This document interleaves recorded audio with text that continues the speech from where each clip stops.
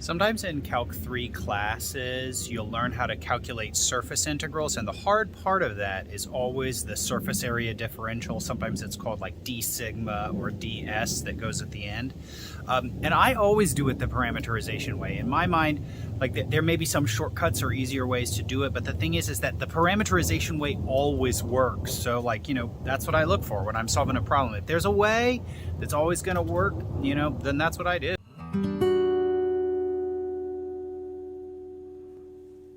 The next thing that we need to do is find a way to represent a surface parametrically. So what we're used to doing is having a curve represented parametrically. So there is some kind of vector equation that depends on a single variable. So if it was something like, x, y, z, then since the input is one-dimensional and the output is three-dimensional, I would expect this, our old objects, to be one-dimensional objects in three-dimensional space. And now what we're going to do is have a parametric representation of a surface. So a surface is some kind of two-dimensional object, and this time we're going to think of it as a two-dimensional object that lives in three-dimensional space. So what we're going to need to have is two independent variables, u and v, or r and theta, or rho and theta. A lot of times the books get a little bit stuck with what letters they're going to choose as these parameterizations. The u and v, they've been using those for vectors the whole time, and now they're going to use them as parameters. And then a lot of times we want to use r and theta, but we've been using r for the position function. So, you may put an r and theta in there. And then we also maybe S and T. That would also be a good choice of letters, except S looks a lot like a 5, so they don't want to do that. And then also there's DS. S has been meaning arc length. So they're really stuck in a place where they run out of letters. So a lot of times you'll see textbooks just use U and V. So, just to be clear, these aren't the U's and V's that you're used to. And I'm just going to let the cat out of the bag. The reality of writing a parametric equation for a surface is basically the same concept that went into cylindrical and spherical coordinates. So, you basically just need to take that logic that you use to come up with these alternative coordinate systems, and now apply that same reasoning in order to make a parametric equation for a surface. It's kind of a good example, I think. We're asked to find a parametric representation of this surface. And when I look at this, when I look at the equations that they give me, what I see is it's independent of y. So it doesn't matter what the y is. And for each value of y, I see a circle and a circle of radius 3. So using my experience with cylindrical coordinates, what I'm going to do is let x equal r cosine theta. And in each of these, for each value of y, the radius is constant. The radius is just 3. So I'm going to do x is equal to 3 cos theta. Now, y is an independent variable. There's no y's in this equation right there. So y can just be whatever it wants. So I'm just going to choose y is equal to y. And then z is now doing the job that I'm used to y doing. So here I'm going to choose z is equal to 3 sine theta. As a range for parameters, the theta, this cylinder goes all the way around. So theta is going to be between 0 and 2 pi. And then y is a free variable here. So y is just going to go between 0 and 4. Okay, so a lot of this solution that I just did there really is just kind of, it's kind of a creative process. You just sort of got to look at the formula, use your knowledge of trigonometry, and use your knowledge of coordinate systems in order to make up this answer. But you can always check, right? I've got it here on CalcPlot 3D. So there's our cylinder.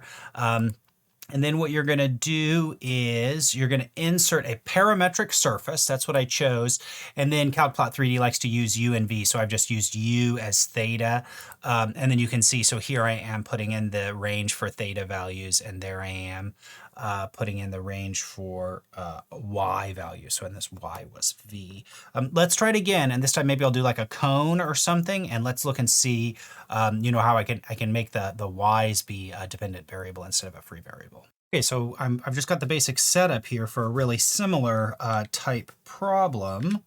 But let's show you. I want to show you how I'm going to change this. So now, instead of, before this was a 9, so now instead of making it be a 9, I'm going to make the radius of these circles variable, and the radius is going to depend on y. So now that the radius is variable, my parameterization is going to be like x is equal to r cosine theta and z is equal to r sine theta. And then when you plug this in, this is going to be r squared cos squared theta plus r squared sine squared theta. So hopefully you can see you can factor the r squared and you're going to have sine squared plus cosine squared equals 1. So then in this situation, y is going to be r squared. Okay. All right. So let's jump back over to CalcPlot 3D. This also, I changed the limits here. It was like really long if I made r equals 4, because go out to like 16 or whatever. So yeah, so here's the CalcPlot 3D. Boop. Okay, that's kind of pretty. All right, and now you can see it's a similar situation. It's just kind of a like a parabolic cap pointed down the y-axis, and you can see that the radius does get bigger, right? The farther that you go down the y-axis, the bigger the radius gets. All right, so let me keep mixing up these variables so you can start to get a feel for how this works. Another slight variation of this, I am still using the concepts of cylindrical coordinates, but you know, I mixed up the x's and the y's here. Can you see that? So now I have x equals. So in this problem, what I'm going to choose is y is equal to r cos theta, and then z is equal to r sine theta. And just to be clear, there is a lot of freedom in these choices. If you wanted to be creative, maybe make the y be sine and the z be cosine. That's allowed. You'll still get it right. And then this time, hopefully you can see that when I plug in the y and z, instead of getting r squared, I'm going to get the square root of r squared, which is just r. So z will be x will be r. And then in this problem, r is in between 0 and 1. All right, so let's bounce back over to CalcPlot 3. I've got it put in here. And now we get this kind of beautiful cone thing. So it's still a cone. So it still has circular cross sections, right? And the circles get bigger the larger value x is, except now, before it was, y was r squared. So we had like parabola walls of our cone. And now since x is just r, we have like straight line walls for the cone. You know, just to show you some other variations of the way that this could work, if right here for the x, let's suppose for instance that I had x is equal to 1 minus this thing, then right here x would be 1 minus r. Okay, let's bounce back over to CalcPlot 3D and look and see how this graph works. So now it's gonna be x will now be 1 minus r. And so now we get the cone kind of facing in the negative x direction instead of in the positive x direction. So that's really beautiful. Hopefully from these few examples, you're actually kind of bulletproof after this, right? I mean, anything that has kind of circular cross sections, you can always use this cylindrical coordinates type reasoning in order to produce like a parameterization pretty quick and easy there. Okay, so spherical coordinates are usually just like a little bit more ugly. So what we've got here is a parameterization of this portion of this sphere that has been cut away from this cone. So in this problem, the radius of the sphere, rho, is constant. It's just always 2. So that's what I've done here. I basically just, these are the coordinates that turn rectangular into spherical. And I've just, this should be rho right here. And I've just gone in and I've just replaced all of the rows with 2. Okay, and that's brilliant. And then I think it's really clear that this portion of this sphere that has been cut from the cone goes all the way around. So it's 0 to 2 pi. And there should be linked like right here, like right over my face right now, there should be a link to a video where I calculate the angle for phi. But essentially it's pretty easy. You just write the equation of this line, right? I mean, this line happens when maybe, for example, if I wanted to make this the x and z axis, I could just plug in like y is equal to 0. Then you can just pick up this point that's on that line right there, and then you can use tangent inverse in order to get phi. So if you're unfamiliar with that, then please go check out this other video. So that's it. That's it. So that's, you know, basically if you have sphere type objects with constant radius, you just use spherical coordinates. Here is the picture. It's this like just a little cap part of that sphere. And you can see I do have here the equation of the cone. So there it is. So you can actually kind of see it. It swoops up on the sides there. Ignore that. It's just, it actually goes forever. But yeah, so we're just looking for that part of the cap right there that has been removed. And just to show you here, I put pi over 6. And just to be clear here, if I put pi in there, it does actually make the whole circle. So I'm doing 30 degrees there, which is pi over 6, which is just that top little part right there. So that's an example of how you would write a parametric surface if you're using spherical coordinates. Okay, now I want to do actually, the save for last here is the most basic kind. So this last one is actually kind of trivial, okay, but I just want to show you that the theory of parametric surfaces actually encompasses all the other theories. Sort of parametric is like the king theory.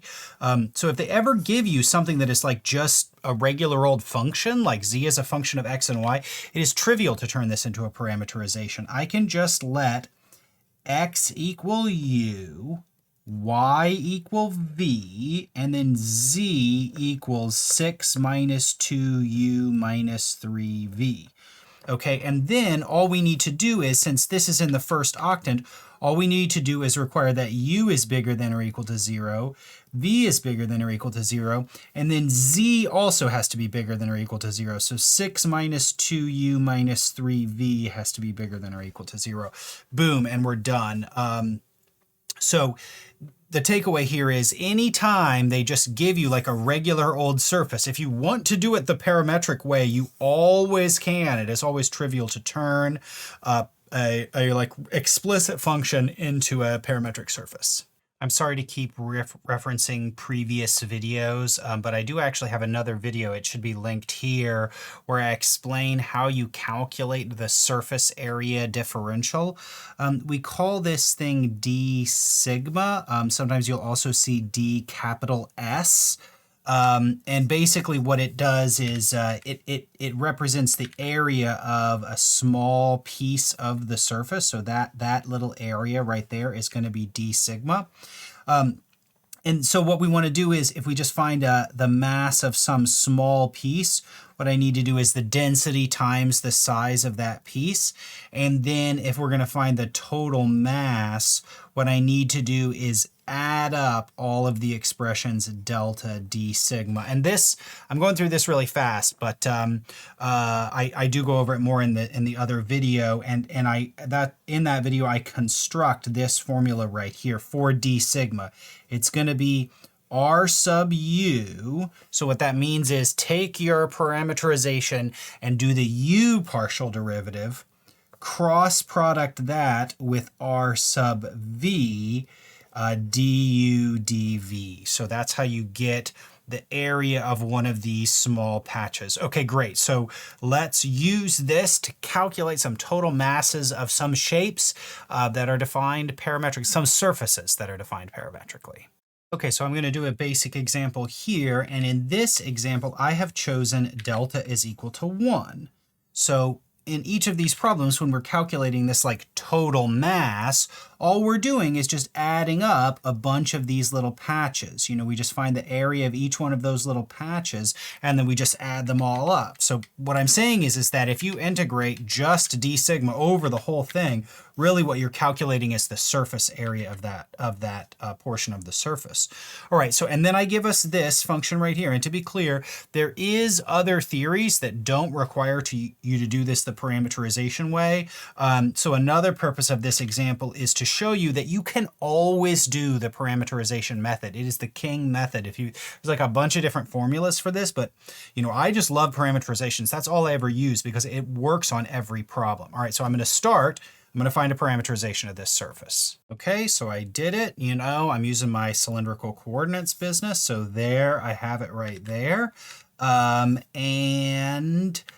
here is the limits for the parameters. And just to be clear that I am doing this correctly, here I have it. That is a nice little parabolic cap right there. And it is just the z's that are bigger than 0. So now I need to calculate d sigma.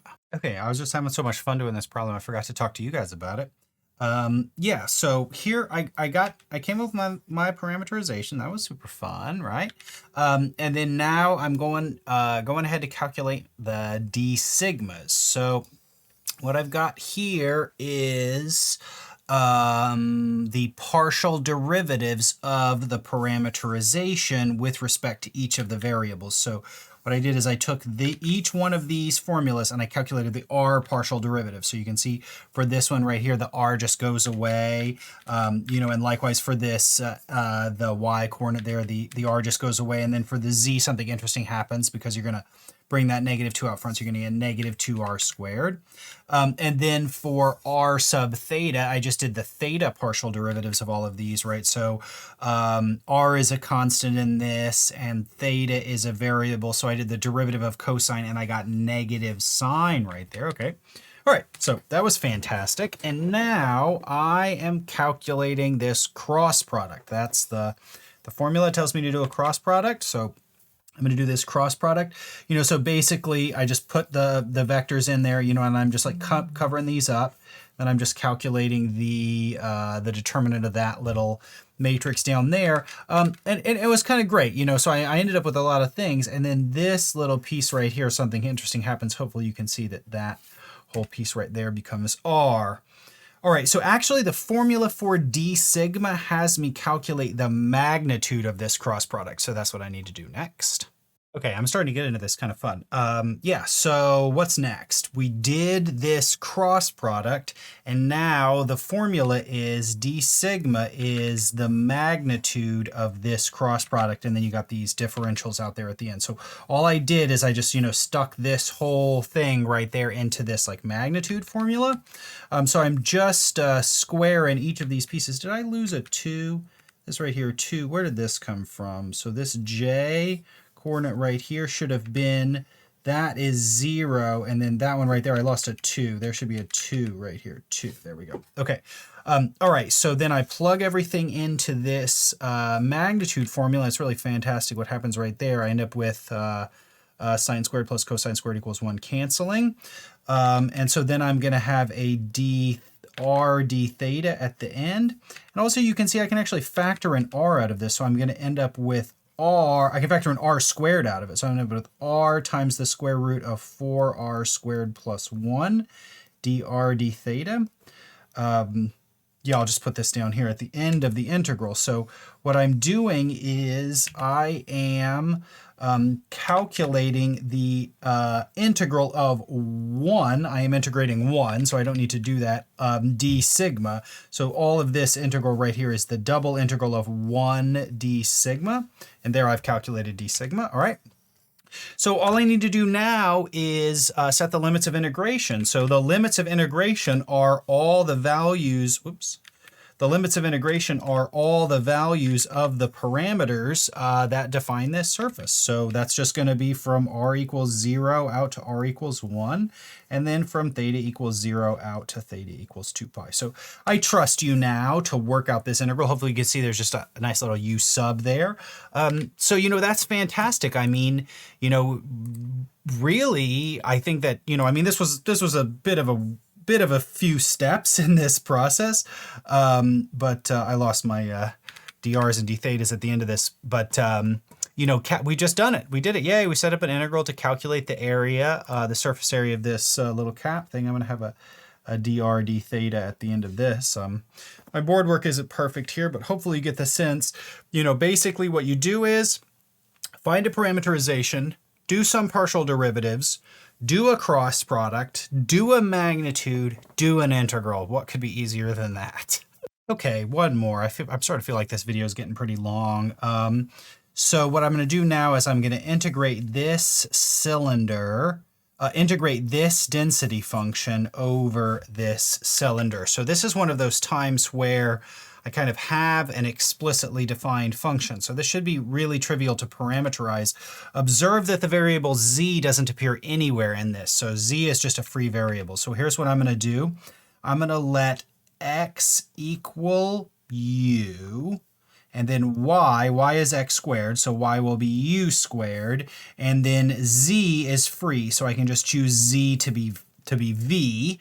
And then in this setup, u is in between -3 and 3 because u is x. And then z is going to be v, so v is going to be in between 0 and 4. And guess what? Boop. I already put it in CalcPlot 3D. Here we have this beautiful function. The only issue is this function, it doesn't have constant density. So there's the surface, but, oh, okay. So here is the density function. Now the density function is just x. So the larger that x is, the more dense this surface is. So, actually we're allowing for negative density here. You know, and since this thing is symmetric about the y-axis, I wonder if this all should come out to be 0. Really interesting. So this is a good problem. All right, let me jump into it and see how it comes out. Okay, so I'm calculating r sub u and r sub v. Remember that in general, finding cross products is a thing that kind of produces normal vectors. And when we did it, we got 0 in the k coordinate, and that's right. And the reason that I know that that's right is because of the way that the surface looks. You can see if I were to have like a vector like right there that would be like sticking out perpendicular to the surface, because it's like a wall, right? Like that vector that sticks out in that direction, it's not going to tilt up or tilt down. If it's going to be like a normal vector, it's just going to be like straight out of the surface, right? Like my head is the surface, it's coming straight out because my head is a wall. It doesn't like tilt up or down at all because it's just like a wall there. So that actually is adding up when we're calculating these normal vectors. All right, let me do the magnitude and finish the problem. Okay, so now you just do the magnitudes of these cross products, and that's great. You get this answer right here. So that's it. Now I just need to set up this integral. So that's it. We did it. I found d sigma, and then I set up the total integral, right? So delta, the density function, was x. And then x is equal to u. So that means this little piece right here is really x. That's really delta. So this piece is delta. And then I did the big cross product and the magnitude of that. So this piece right here is d sigma. And then, yeah, so then, you know, I worked it out off camera and I did get 0. So that does actually check out with our intuition here. When we were solving this problem, you can see that the surface is symmetric about the y-axis and the density function is symmetric about the y-axis. So actually all this piece of it over here has negative mass and all this piece of it over there has positive mass, and it's symmetric. So it all cancels out and you get 0. Yeah, so that's it. You know, when you are doing the surface integral of a scalar function and the surface is defined parametrically, what you need to do is you need to parameterize the surface and then calculate these partial derivatives and the cross product and then do the magnitude. That will tell you d sigma. And then you just set up this double integral over the parameters and crank it out. So, you know, couldn't be easier.